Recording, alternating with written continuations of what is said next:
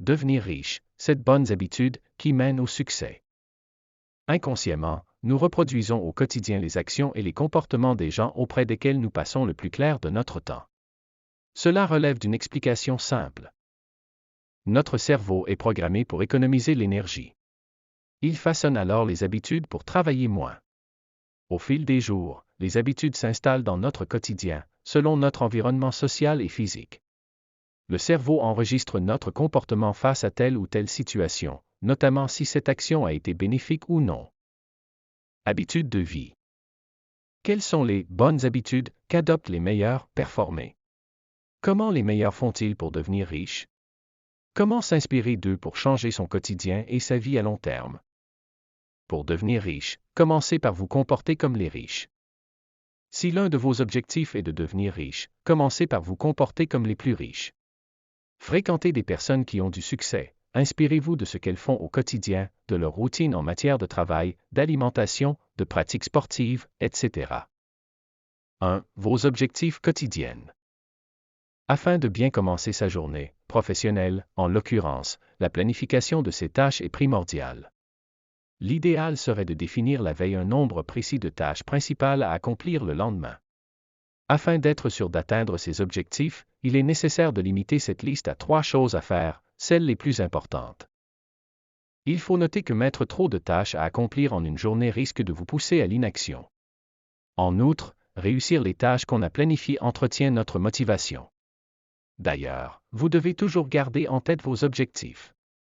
Rappelez-vous, vos objectifs finiront par s'accomplir si vous restez focalisé dessus. 2. Soyez orienté. Être orienté résultat vous permet de toujours vous chercher les moyens afin d'atteindre les objectifs que vous vous êtes fixés. Cette technique vient en complément de celle citée ci-dessus. Une fois que vous aviez établi une liste de votre but, vous pourrez facilement vous concentrer sur comment les atteindre, plus facilement et plus rapidement. 3. Dites toujours la vérité. Toute vérité n'est pas bonne à dire, certes, mais il n'est pas nécessaire de dire des mensonges. Dire la vérité vous permet de vous dévoiler votre vrai, vous, à votre entourage. Vous pourrez être considéré à votre propre valeur, ce qui permettra d'acquérir plus de motivation. En outre, dire la vérité est plus facile que d'inventer des mensonges. Vous êtes sûr de ne pas changer de version de fait à chaque fois. Par rapport à vous-même, dire la vérité permet d'accepter une situation particulière, qu'elle soit bonne ou mauvaise. Cela vous évite la case déception, en cas d'échec. 4. Privilégiez la qualité à la quantité. La question de la qualité revient souvent lors d'un achat. Faut-il acheter tel ou tel article plus cher, une bonne fois pour toutes? Ou, au contraire, acheter régulièrement le même article? On s'entend qu'on va toutefois essayer de faire en sorte de ne pas tomber dans l'achat compulsif. Achetez ce qui est nécessaire et de bonne qualité. Cette qualité est très importante pour éviter de gaspiller vos revenus dans de la camelote. Alors personnellement, je n'hésite pas entre les deux stratégies, j'achète aussi bien du jetable que du très durable. Pour mes équipements de sport par exemple, je n'hésite pas à me fournir chez Decathlon pour les sports que je pratique en dilettante. Pour mes sports favoris, que je pratique à haute dose, je vais privilégier du très haut de gamme pour du matériel dont je vais me servir durant des années et qui va me procurer des sensations incomparables. Je peux également tout à fait acheter une Rolex de collection à 10 000 $ ou une Philippe Patek à 200 000 $, mais également un réveil de voyage à quartz à 5 $.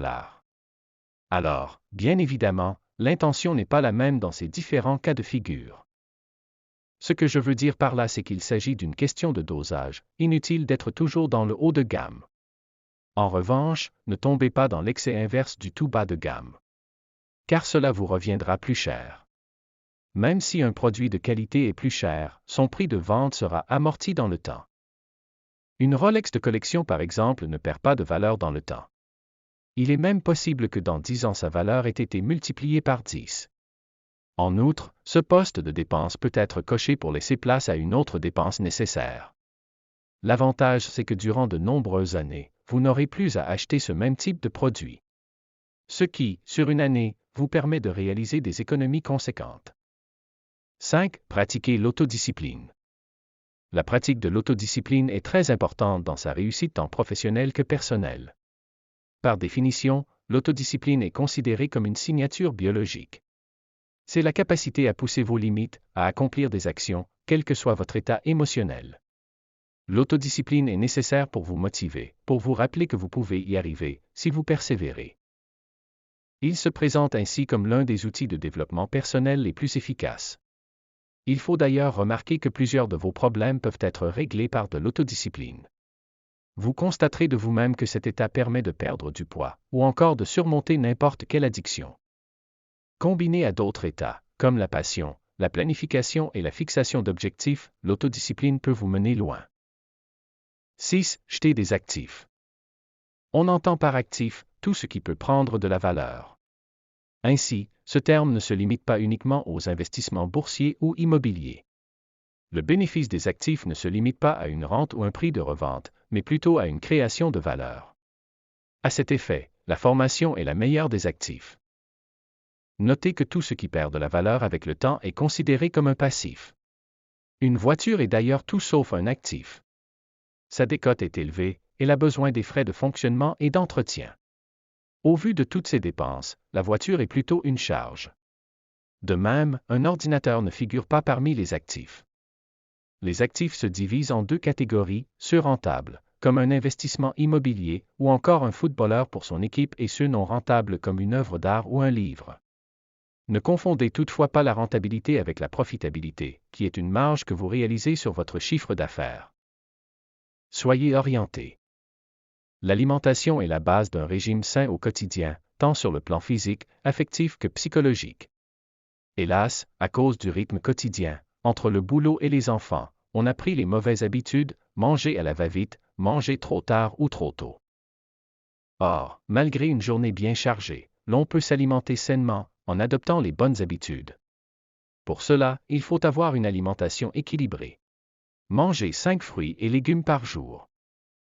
Boire de l'eau régulièrement. Ne pas grignoter entre les repas. De temps à autre, pensez à prendre des aliments riches en bonnes graisses, oméga 3 et oméga 6, sans tomber dans l'excès. Ce sont notamment les noix, l'huile d'olive, les poissons, les graines de lin et les tofu. Il faut savoir que la nutrition permet de maintenir un poids stable, si vous respectez les 3 repas par jour, à la bonne heure. En outre, évitez d'avaler de gros morceaux d'aliments. Ayez l'habitude de bien mâcher, pour que ce que vous mangiez soit correctement broyé et mélangé avec la salive. À défaut, votre tube digestif sera obligé de sécréter une grande quantité d'enzymes digestives puissantes, ce qui entraîne des ballonnements et gaz. En outre, votre estomac risque d'être lésé au fil du temps. 7. Pratiquer une activité professionnelle et physique quotidienne.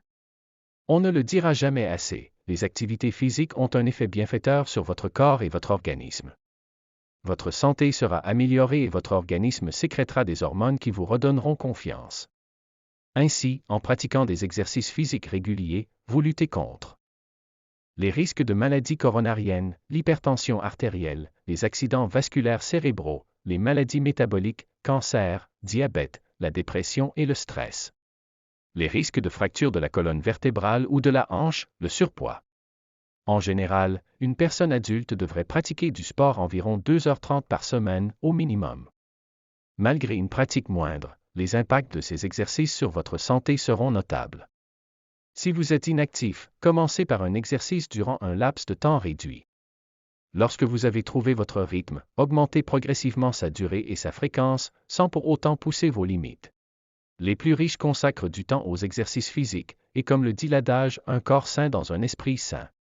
Force est de mentionner que le sport maintient votre cerveau en bonne santé, agit positivement sur la mémoire et réduit le stress. Toutes ces qualités sont favorables à un bon investissement d'argent. Si vous souhaitez devenir riche, commencez par vous comporter comme les plus riches, fréquentez des personnes influentes et inspirez-vous de ce qu'elles font au quotidien.